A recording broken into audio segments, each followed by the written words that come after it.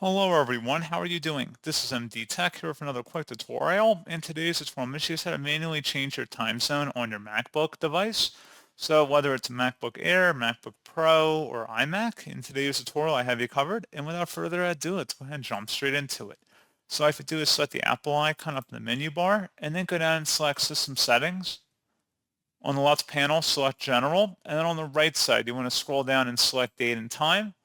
And where it says set time zone automatically based on your current location, you just want to go ahead and toggle that to the off position. So that needs to be turned off, and then you can adjust the time zone here, or you can select the closest city, type in a different city here, and then it'll change or populate a new time zone.